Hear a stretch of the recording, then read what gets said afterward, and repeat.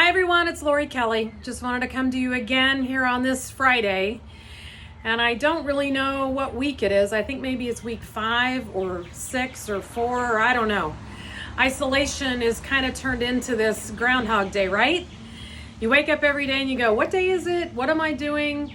You know, luckily on the good side, there's not a big commute, right? Because I'm just walking into my office every morning, like probably a lot of you are as well. So my message to you today is really one to encourage connection. You know, through all of this, I think a lot of us have lost that natural ability to walk down the hall and say hi to someone, or when you're busy with projects and involved, it's easy to connect. And now I think maybe it's not so much. So, you know, work from home too, for those of you who are not used to it, it's a bit isolating, right? You're by yourself a lot. So there's no one to have a good productive conversation with other than yourself or your dog or your cat. And then there's some of you who, you know, you've got a family full of people that are all over the place at home when you're trying to get some work done and be productive. So I think the other thing too is that it's a real mental downer. You know, today here in Kansas City, it's kind of dark and cloudy and rainy, which doesn't help either sometimes to our mental ability to stay positive. So here's my suggestion for you, and maybe a bit of a challenge for you for the next few days. Connect, right? Make one random connection with somebody every day, all of next week. This could be a friend that you haven't talked to in a while. It could be a colleague, someone you either work with or perhaps you have worked with in the past.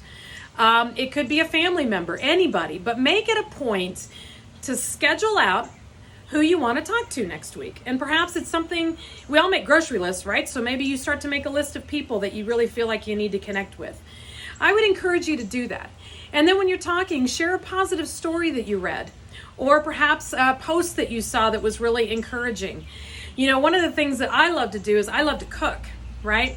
So since my travel schedule has stopped, I'm doing a lot more cooking, which means I'm researching recipes and I'm trying something new, and my husband's benefiting from all of it. And quite frankly, so are my kids, because if the recipe's good, I send it to them as well.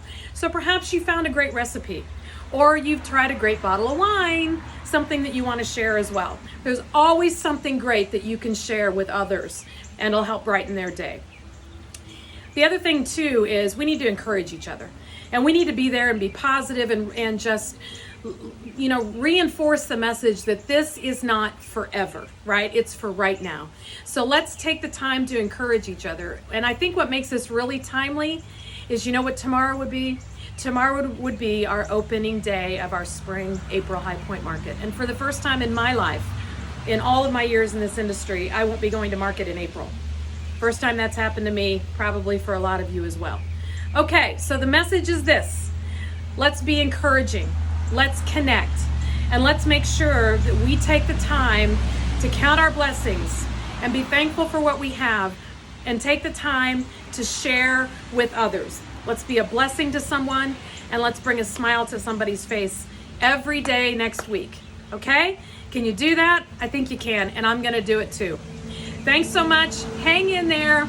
Be positive, and know that this too shall pass really soon. Bye.